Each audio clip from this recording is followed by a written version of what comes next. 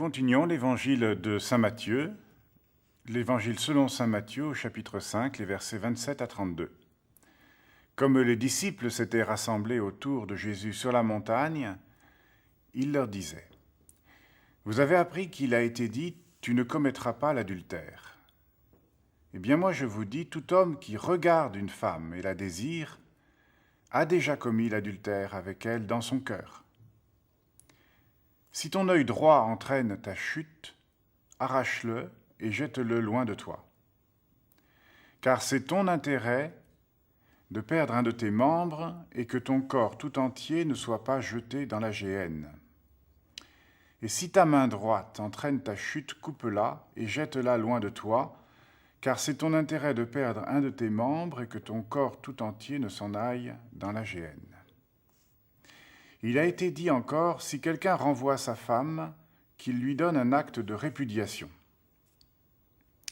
Eh bien moi je vous dis, tout homme qui renvoie sa femme, sauf en cas d'union illégitime, la pousse à l'adultère.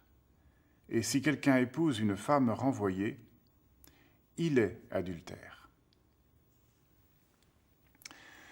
Je crois que pour entrer dans l'intelligence et les conséquences de ces paroles, il faut d'abord repérer le rythme que Jésus leur donne à ces paroles. On vous a dit, c'est-à-dire en fait Moïse vous a dit, moi je vous dis. Et Jésus hausse le niveau de sa parole et de sa personne à un niveau plus élevé que celui de Moïse. Et donc pour accéder à ce que Jésus est en train de dire, il faut d'abord accéder à la connaissance, je dirais à l'acte de foi en la personne qui est plus grande que celle de Moïse.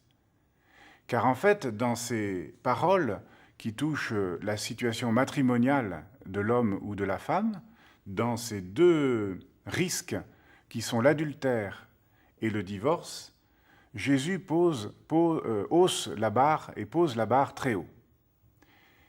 Parce qu'il dit plus que Moïse. Et il dit que, il y a le Talmud qui dit que l'unité de l'homme et de la femme est plus difficile à faire que le passage de la mer Rouge. C'est dans le Talmud.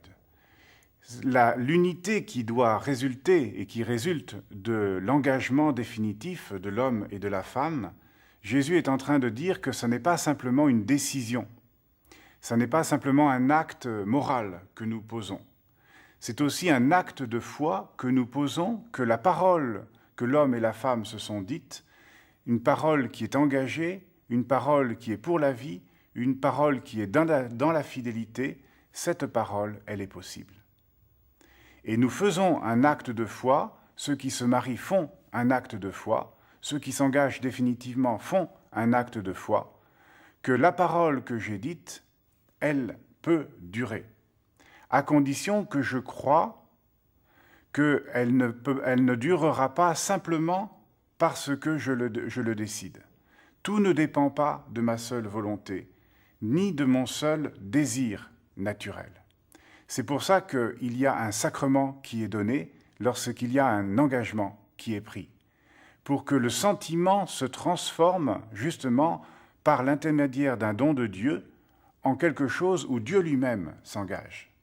Et ceci implique, quelles que soient les difficultés de vos vies et des vies des hommes dans ces engagements, que nous vérifions deux réalités en nous. La première, c'est qu'il y a en nous